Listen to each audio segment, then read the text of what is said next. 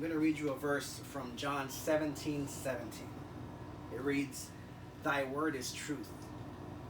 Those words are from Jesus Christ. Why do I tell you this? I tell you this to prepare you for what I'm about to explain to you, and to tell you that the words that I read to you do not come from my authority. They come from the authority of the Most High.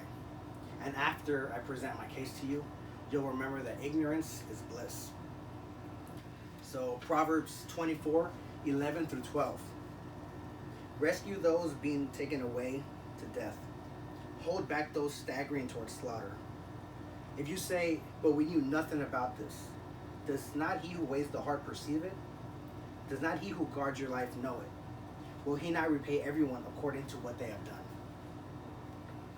So, based on this verse, it's clear what God's stance on abortion is. He is not for it. He is for life, to preserve human life. Most people now don't appeal to the mandate of God. So I'll try to appeal to you based on two points of view: authority of God and basic human logic. With that, I'll provide you with an acronym: SLED. S-L-E-D. SLED. The S stands for size. They're so small, why can't we kill them? Is an argument for abortion. If we use that argument, what's to say that we won't kill off our own children because they're smaller than us? What about dwarves? People born dwarves, do we get to kill them off because they're smaller than us? What about my wife? My wife is smaller than I am. Can I just pick her off?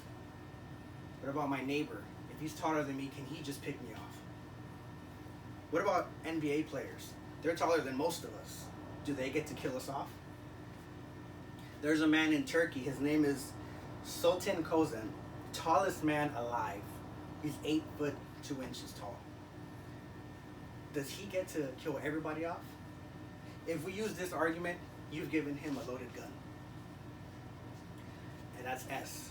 L, being level of development. They're not real humans. They're not fully developed, is another argument we hear from the pro-choice movement. Keith Moore, in his book, The Developing Human, says, a zygote is the beginning of a new human being. A zygote being a fertilized egg. So, from the moment of conception, we are humans. So the only thing that changes is the level of development. What about babies? Once again, they're not fully developed. What if they don't know how to walk? Can we just kill them off? What about my daughter? She doesn't even speak yet. Am I allowed to kill her off? What about teenagers going through puberty? Their bodies are changing. They're breaking out. Their voices are changing. Are they done? Do we sign them off?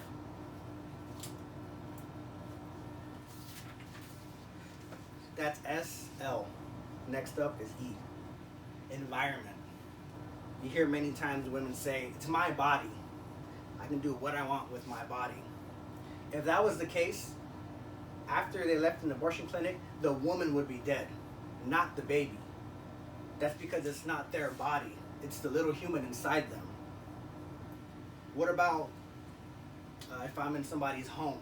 If I'm in my neighbor's home? I'm in their environment. Can they decide to just kill me off because it's their home? Think about how many environments you hit on a daily basis. The grocery store, school, work. I don't belong there. Do I deserve to die just by going to these places? Last one being D. So we've covered S, L, E. D is degree of dependency. Babies. They're fully dependent on their parents. Mothers who breastfeed. Teenagers are dependent on their parents. To a different degree, yes, but they're dependent. What about the elderly? Adolescent homes will be in disrepair because elderly require the attention of nurses and doctors. Do we get to just pick them off? What about the handicapped? Do we get to kill them off because we have to push them around, or we have to feed them through a pipe? Do we decide that's it for them? They're done?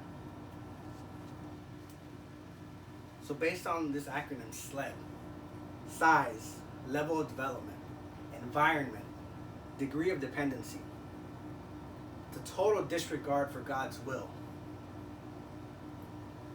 and God's love. There's no basis of logic.